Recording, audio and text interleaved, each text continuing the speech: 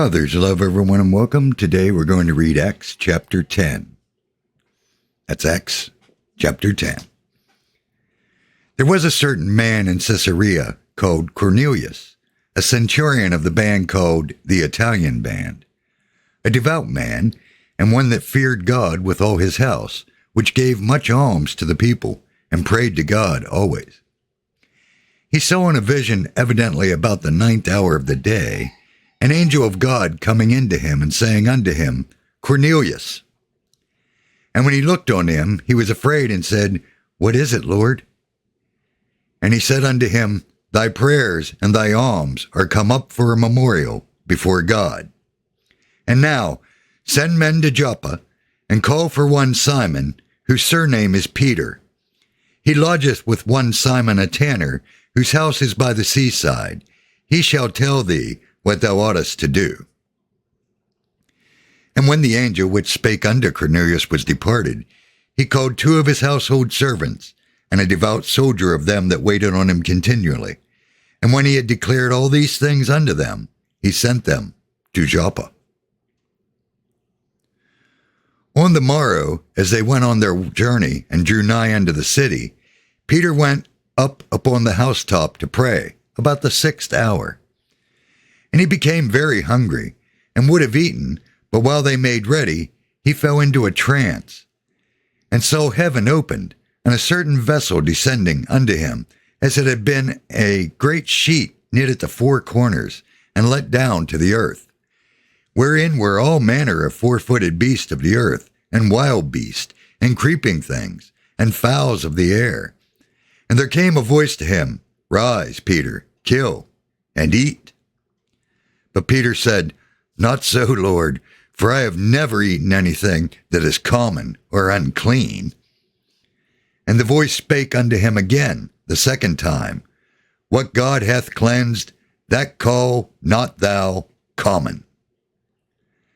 This was done thrice, and the vessel was received up again into heaven. Now while Peter doubted in himself what this vision which he had seen should mean, behold, the men which were sent from Cornelius had made inquiry for Simon's house, and stood before the gate, and called and asked whether Simon, which was surnamed Peter, were lodged there. While Peter thought on the vision, the Spirit unto him said unto him, Behold, 3 men seek thee.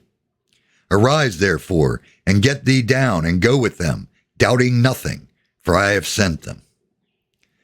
Then Peter went down to the men which were sent unto him from Cornelius, and said, Behold, I am he who ye seek. What is the cause wherefore ye are come?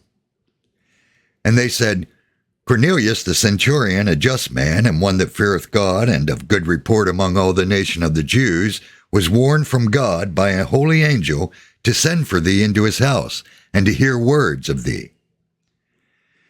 Then called he them in, and lodged them, and on the morrow Peter went away with them, and certain brethren from Joppa accompanied him. And the morrow after they entered into Caesarea, and Cornelius waited for them, and had called together his kinsmen and near friends. And as Peter was coming in, Cornelius met him, and fell down at his feet, and worshipped him. But Peter took him up, saying, Stand up, I myself also am a man. And as he talked with him, he went in and found many that were come together. And he said unto them, Ye know how that it is an unlawful thing for a man that is a Jew to keep company or come unto one of another nation. But God hath showed me that I should not call any man common or unclean. Therefore came I unto you without gainsaying, as soon as I was sent for. I asked therefore, What intent ye have sent for me? And Cornelius said, 4 days ago I was fasting until this hour, and at the 9th hour I prayed in my house, and behold, a man stood before me in bright clothing. And said Cornelius, Thy prayer is heard, and thine alms are had in remembrance in the sight of God. Send therefore to Joppa, and call hither Simon, whose surname is Peter. He is lodged in the house of one Simon a tanner by the seaside, who when he cometh shall speak unto thee. Immediately, therefore, I sent to thee, and thou hast well done that thou art come. Now, therefore, are we all here present before God to hear all things that are commanded thee of God. Then Peter opened his mouth and said, Of a truth, I perceive that God is no respecter of persons, but in every nation he that feareth him and worketh righteousness is accepted with him. The word which God sent unto the children of Israel, preaching peace by Jesus Christ, he is Lord of all.